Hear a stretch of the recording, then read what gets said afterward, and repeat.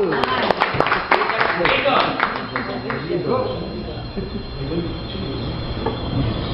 evening, friends. I'm going to keep an eye on that box. A block of soap, a microphone, a pen, and a Toastmasters agenda. Each of these things has a very, very significant communication part of my life. Let me start off with a block of soap. I grew up in a family of 3 boys, no girls. I have an older brother, a younger brother. My older brother, of course, used to call me every name under the sun, and the moon, and all of the other stars. When I was 5, my first day at school, I got into a little discourse with another student, and I called him something that my older brother had called me. I had no idea what it meant. The teacher, I had a lady teacher, she sprang out of nowhere, grabbed me by the hair, took me into a bathroom, and she jammed a block of soap in my mouth, and she told me to wipe out my filthy mouth. Here I was, a little boy, this big. I didn't know what I'd said, but I learned my first lesson about communication. If you don't know what you're talking about, shut up. Okay. I haven't told my mother about that, by the way, so no emails. Next, I was a university student, 19 years old, poor university student, had no money, looking for a job. I went to the job posting, and I saw one that said, play music, have fun, earn lots of cash, be a DJ.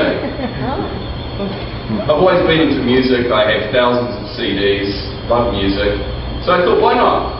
I never, ever touched one of these things. I grew up on a farm. Of course, I haven't touched a microphone. So I went along to a public party. There's maybe 150 strangers dancing to music, and the DJ cuts the music, hands me the mic, and it's live. And he says, go. So I pushed back up the music volume, turned the mic off, threw it back to him as if it was a stick of dynamite, and I said, never do that to me again. Give me time to practice. I went back to his house, and gradually I started practicing with him what I was going to say in between the music, because we like to get the crowd really into the party, not just play thumping music. So very quickly I mastered one of these, and mashallah, within the next 5 years, I did maybe 300 gigs. I did everything from political weddings for top politicians in New Zealand through to biker Harley conventions for 1,000 bikers. So I have used one of these. The next thing in my little arsenal here is a pen. Here we normally think about communication as verbal. My written communication is way better than my verbal.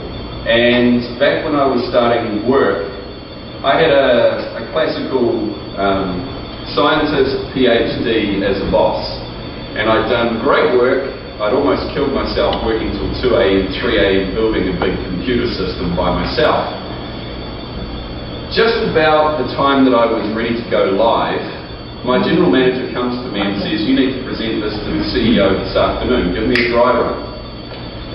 So I'm sitting at a computer with a wobbly system that I haven't quite finished, and him and a consultant are standing over my shoulders making me give a speech, a business speech. Here I am, a computer developer who knew how to entertain tattooed motorbikers but not executives. And I'm trying to run the software and talk at the same time. It was a disaster.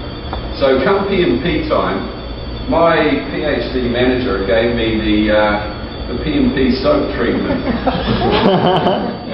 He told me that my verbal communication was rotten and I needed to go and do some courses and all the rest of it. And it hammered my confidence. So my wife, Margot, gave me this pen, and it's got engraved on it for writing lists. Okay, she gave me a pep talk about communication. So the first list I wrote with this pen was how I was going to form my own consulting business, how much I was going to charge, and who my first client was going to be. And I resigned on the Friday and I told my boss, guess what? I'm a consultant. Here's my hourly rate. On Monday, back in New Zealand of course, I came back into my cubicle, logged onto my PC as a consultant wearing a suit, earning twice as much money. I then branched out into real consulting. I came back and had lunch with the CEO of this company and I set him straight and reorganised the IT department. So this pen is quite a mighty little weapon. And of course, just keeping an eye on the lights here, plenty of time.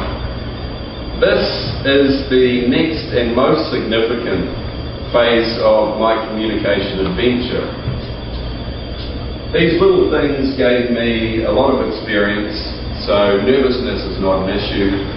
And alhamdulillah, working in Saudi Aramco, I have given a lot of presentations to a lot of great people, but standing up here in front of you all and seeing you stand up here in the hotspot giving speeches, I've learned so much.